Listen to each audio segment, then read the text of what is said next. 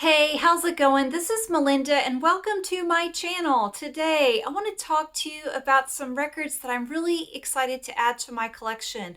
These are records that are reissues. Some of these records have never been available on vinyl before, but there is one on here that I am so disappointed with, and I'm going to share that with you. It was such a letdown. So if you're not a subscriber to my channel, please subscribe, hit the like button and the notification bell. Thank you. Let's get started. First off, this is a record that goes in and out of print quite often. It's a great one. If you could pick it up, please do, because it sounds fantastic. Thank you to Mike in Nebraska for sending this my way. It is Lou Reed's Transformer. This is the Speaker's Corner version. I can tell you that the bass on here thumps. It's fantastic. Great songs on here like Vicious, Take a Walk on the Wild Side is the big hit, and it sounds great. I love the label. They give a little wink to the original. They even have the word Dynaflex on here. And of course, it's not on Dynaflex, but that's the way it was when it came out. So a really cool, really nice record. When you buy it on secondary market, it's a little expensive, but it does come in print here and there if you pay attention. Now, this next one is one that had never been on vinyl, to my knowledge. Maybe it has been on vinyl before, but it was so long ago and it was in such limited quantities that they're just really hard to obtain. So this is a set that I had on CD back in my early 20s, and I was able to get one part of it because it was 40% off. I'm waiting for the other part to go on sale a little more. I'm talking about Prince, The Hits 2. Sometimes you just want to hear those big hits by Prince, and I'm not going to lie, some of his lyrics make me blush. They're a little out there for me, but I love Prince, and the hits were truly great, all a part of my high school years and beyond. Songs like I Want to Be Your Lover was a fantastic song back in the day, Little Red Corvette, Raspberry Beret, If I Was Your Girlfriend, Kiss, You Got the Look, Purple Rain, a great listing here, and I need the part one to kind of fill in all of those greatest hits by Prince. Sounds really good, and really happy to have that one in the collection. I've always been a big fan of this picture. I love Prince, and I sure wish he was still around. Next one is one that maybe a lot of you wouldn't care about, but for me, it brings a lot of nostalgic memories. It came out 20 years ago or so, and I still have my old iPod filled with my Christmas music. I still get that iPod out and play it when my daughter and I get together and make gingerbread cookies every year. And this is the first time that I know of it's ever been released on vinyl. And I want to give a special thank you to Brian from Brian's Vinyl Records. I will leave a link below to his channel because he's so great. He has a great collection of records. He was showing his October finds, and when I saw this, I hit pause on his video and ordered it immediately. So I'm talking about Jessica Simpson, Rejoice, the Christmas album. The big hit on here that we still hear all the time is What Christmas Means to Me. There's a cool rendition of Baby It's Cold Outside with her and her ex-husband Nick Lachey of 98 Degrees. And I love this. We have just been playing this one for a very, very long time at our house. I don't have to have a lot of Christmas music on vinyl, but there are some standouts for me, like Andy Williams, or this is one that gets played a lot and is just really nostalgic. To my knowledge, it's only available at Urban Outfitters on this red vinyl. Maybe it will be released at other stores, but if not, and if you don't want to wait on it, order it from Urban Outfitters, because I don't know if it will be available on any other way. Now, this next record is the one that I ordered. I was so excited about, and it is such a huge disappointment, a huge failure. I don't know what they were thinking. They made a huge mistake. But let me show you the CD first. I've had this CD for a long time. I've showed it on my channel, and I've talked about wanting to have a vinyl release of this CD. It is Cheap Trick's Authorized Greatest Hits. It is a killer CD. A lot of great music on here. The big standout for me is the version of The Flame. It is live. It is 6 minutes long. It blows the single that we heard on the radio for all this time. It blows it out of the water, in my opinion. Robin Zander's vocals are lifted on high on here. The guitar playing is wilder and just really just soars on this live version of The Flame. I'm not a big fan of the regular single version of The Flame, but I am a huge fan of this. So let's look at this. It's number 16 on here, The Flame Live. I mean, I cannot tell you how much I have wanted to hear that on vinyl and have it. I have talked about that. And then I saw Emma from the channel 8 Vinyl Low. I will leave a link to her channel too. I saw on her Instagram page, she showed this and she was playing it. It is a Walmart exclusive. So the minute I saw that she had this, I went on Walmart's website, to my knowledge, and when I did a look, all I could see was it being available at Walmart. I ordered it immediately and was thrilled to death. Couldn't wait to get it. As soon as I opened it up, it's on clear vinyl. I'll show you the clear vinyl. You've seen clear vinyl before. Not that exciting to me. I like a splatter. Clear doesn't really do anything for me, but whatever. I didn't really care. It could have been on black vinyl, would have been great with me. I was just so excited about getting this. So I immediately grabbed it, put on the last song of the last album, Cheap Trick's The Flame. I thought when I looked at it, it didn't look like a 6 minutes worth of grooves. You can kind of tell by the length of a song whether a song's long or not. But I put it on anyway, blared it, just had that volume cranked up. And when it came on, my heart sank. It's the single version. They didn't put the live version on here. I don't know why. I don't know what they were thinking. They're crazy. But sure enough, look at this. The Flame single version on here. Why did they do that? To me, that was the highlight of this whole album. A lot of people say, well, of course, you know why they did it. You have 2 LPs, you got limited groove space. They put the single on to save 3 minutes. Okay, but they ruined this release, in my opinion.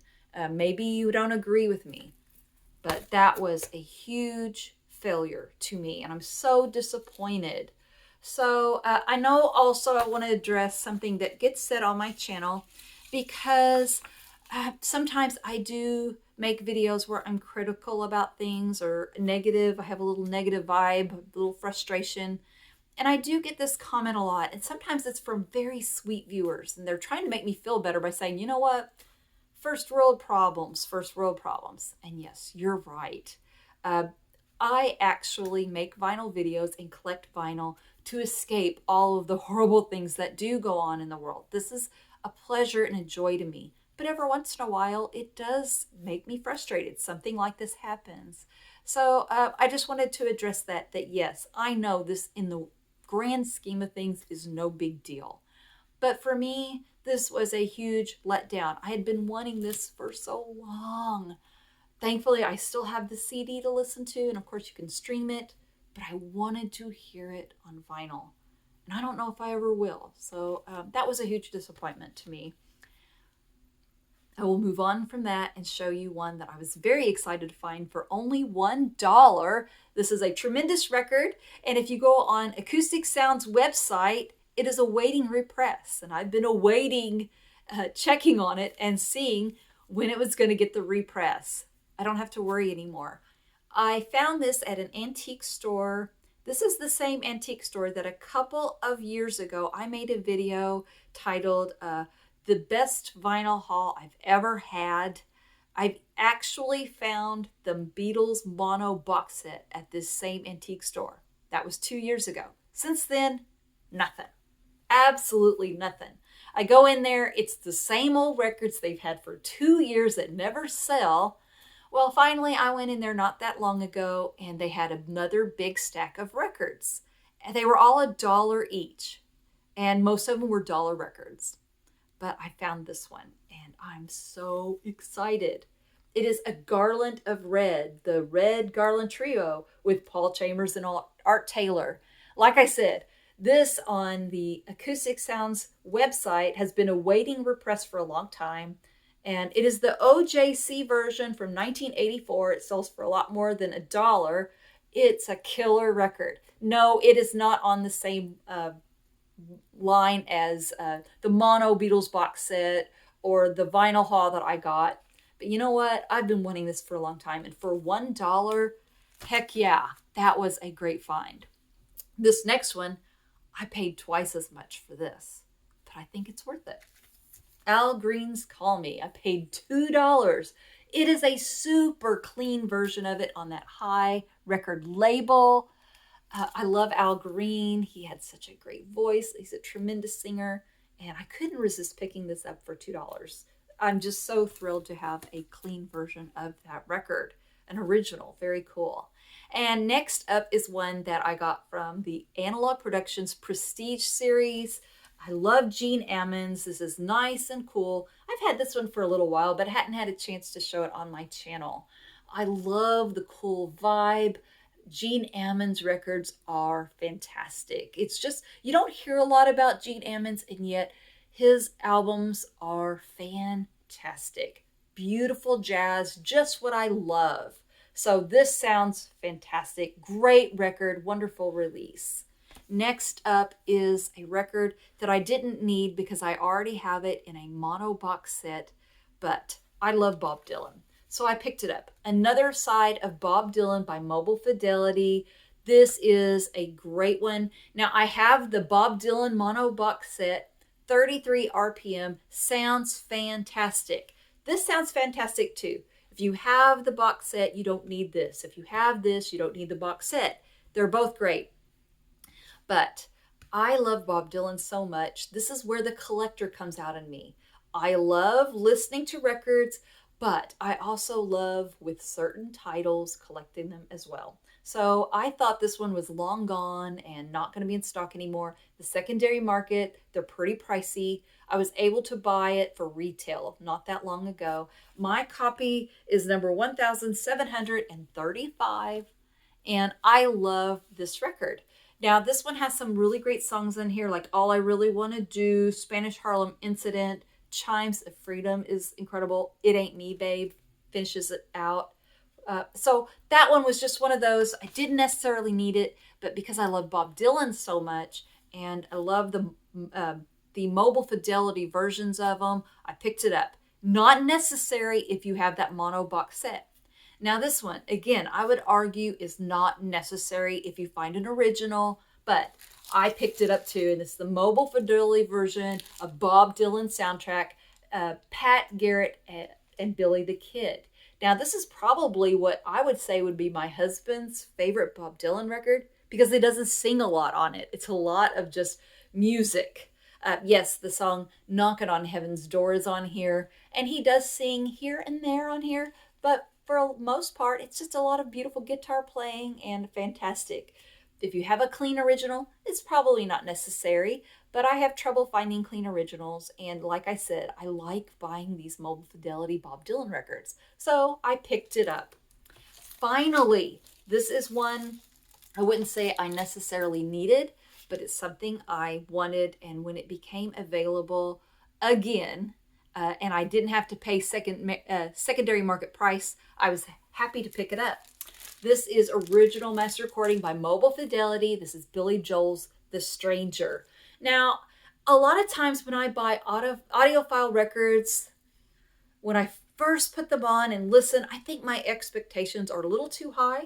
So the song Moving Out, while it's very good, it didn't blow me away. Where it really got good for me are on songs like She's a Woman, Just the Way You Are, a lot of good stuff like that. So this, to me, every single song on here is great. Only The Good Die Young is on here.